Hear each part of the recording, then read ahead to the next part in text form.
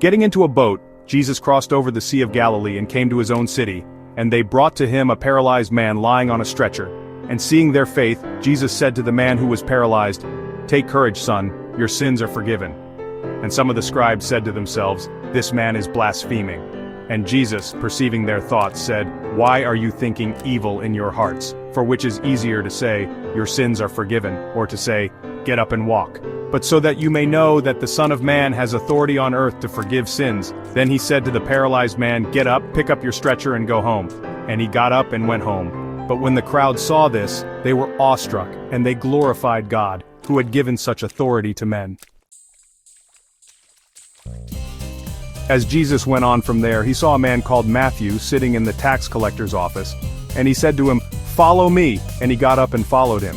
Then it happened that as Jesus was reclining at the table in the house, behold, many tax collectors and sinners came and began dining with Jesus and his disciples.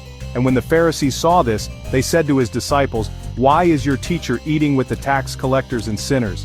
But when Jesus heard this, he said, "It is not those who are healthy who need a physician, but those who are sick. Now go and learn what this means. I desire compassion rather than sacrifice. For I did not come to call the righteous, but sinners."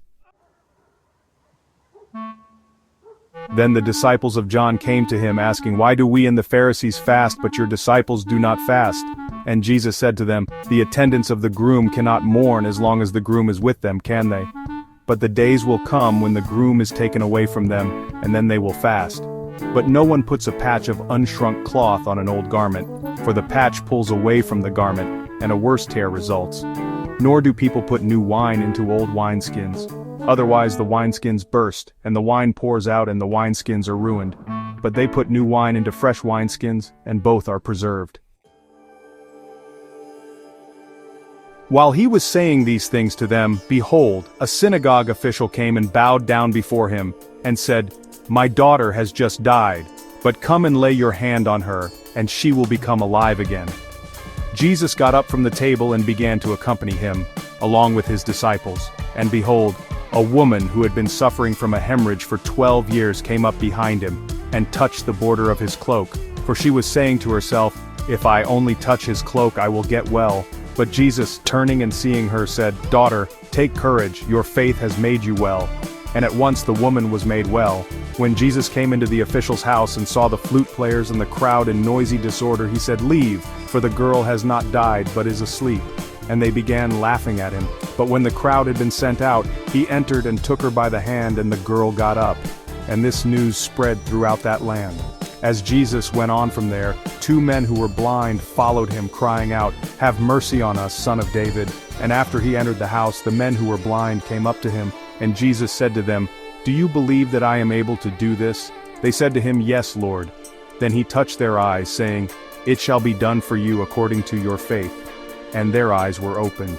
And Jesus sternly warned them, saying, "See that no one knows about this." But they went out and spread the news about him throughout that land. And as they were going out, behold, a demon-possessed man who was unable to speak was brought to him. And after the demon was cast out, the man who was previously unable to speak talked. And the crowds were amazed and were saying, "Nothing like this has ever been seen in Israel." But the Pharisees were saying, "He casts out the demons by the ruler of the demons." Jesus was going through all the cities and villages, teaching in their synagogues and proclaiming the gospel of the kingdom, and healing every disease and every sickness. Seeing the crowds, he felt compassion for them, because they were distressed and downcast like sheep without a shepherd. Then he said to his disciples, "The harvest is plentiful, but the workers are few. Therefore, plead with the Lord of the harvest to send out workers into his harvest."